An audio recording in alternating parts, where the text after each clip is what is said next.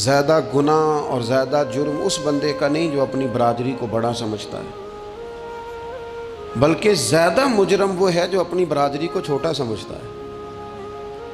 इसने क्यों अपने अंदर एहसास कमज़ोरी पैदा किया? इसको क्यों ज़रूरत पेश आई ये कहने की कि मैं किसी कमज़ोर कबीले से ताल्लुक़ रखता हूँ? इसे खुल के कहना चाहिए था कि मैं भी जनाब आदम का बेटा हूँ। इसे खुल के कहना चाहिए था कि मैं भी रसूल रहमत का ग़ुलाम हूँ, मैं भी अल्लाह का बंदा हूँ। खुल कर बात करनी चाहिए। एहसास के नीचे दब जाना, परेशान। फिर इसी तरह का मामला अमीरी गरीबी का है। गुरबा क्यों ये समझ बैठते हैं कि जिसके पास पैसे ज़्यादा हैं शायद फजल भी ज़्यादा उसी के पास है? क्यों इस एहसास से बाहर नहीं आते? अगर दौलत बहुत आला होती ना और बड़ी ही कीमती होती तो सबसे ज़्यादा सैयदा फातिमा ज़हरा के घर में होती, सबसे ज़्यादा तजोरियाँ सैयदा आयशा सिद्दीक़ा के पास होती। लेकिन ये ज़्यादा कीमती नहीं थी, इसलिए दरवाज़ा रसूल पे भी नहीं थी। तो इसी तरह का मामला कुछ लोगों का है। मैंने अपनी ज़िंदगी में ये देखा है कि मजहबी माहौल से वाबस्ता लोग कई दफ़ा बड़े परेशान हो जाते हैं कि मैं तो मौलवी साहब हूँ,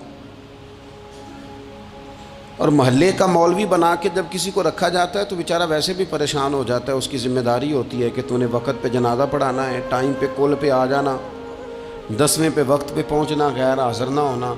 कुछ जगहों पे ये भी रिवाज है कि जनाब आपको 7 दिन और 10 दिन मुसलसल बैठना है और पढ़ाई करनी है। वो आहिस्ता आहिस्ता आहिस्ता आहिस्ता बच्चे एहसास का शिकार, यानी कुरान शरीफ पढ़ने वाले बच्चे और किताब व सुन्नत की तालीम हासिल करने वाले बच्चे, लेकिन उन्हें ये कहा जाता है कि चलो फ़लानी जगह कुरान पाक पढ़ने चलते, कुरान पढ़ने जा रहे हैं। कुरान इनकलाब की किताब है। कुरान बंदे को उरूज देता है, लेकिन उन बच्चों की ज़हनी साख्त ये बनाई जा रही है कि चलो कुरान पाक पढ़ने चलते हैं, वहाँ बिरयानी मिलेगी खाने को, गोश्त मिलेगा खाने को। शिकायत है मुझे या रब खुदा बंदाने मकतब से, सबक शाही है बच्चों को दे रहे हैं खाकबाजी का।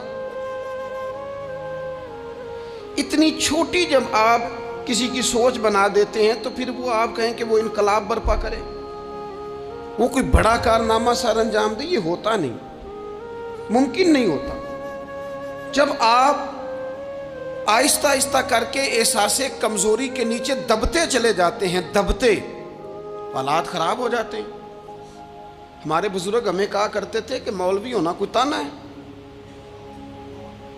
और हमने हालात बदलते देखे। एक टाइम ऐसा था कि मौलवी होना लोग ताना समझते थे। हमें भी कहते मौलवी साहब इधर आई,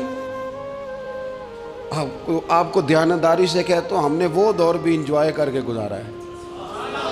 जे किसी एक बारी मौलवी आखे तो उन्होंने आखे यार कोई परेशानी वाली गल है, शुक्र है असी मौलवी हाँ, ये कोई परेशानी है, आप क्यों परेशान हो गए? मौलवी किसी ताने मैंने का नाम है। और फिर वो जो कल तक कह रहा था ना कि ओहो तुसी तो मौलवी बन गए हो, फिर हमने वो दौर भी देखा। उसने कहा यार 2 मिनट खड़ा हो, तेरे साथ तस्वीर बनानी है। वो दौर भी देखा, ये दौर भी देखा। थोड़ा सा ना अपनी ज़िंदगी के अंदर खुददारी, इज़्ज़त नफ्स, वक़ार, इस्लाम उरूज देता है बंदे को। मुसलमान तेज़ी से दबते चले जाते हैं, दबते चले जाते हैं। मुल्क के शाम का बंदा आ गया हज़रत उमर को मिलने, उसने आते ही पूछा तुम्हारे बादशाह का महल कहाँ? उन्होंने कहा जी हमारे बादशाह का महल नहीं होता। हमारे यहाँ लोगों ने समझ लिया ना कि रोब शायद कपड़ों का होता है, रोब शायद गाड़ियों का होता है, बंगलों का होता है, बहुत बड़ी कोठी का रोब होता है। और नहीं भाई, रोब तो बंदे के किरदार का होता है।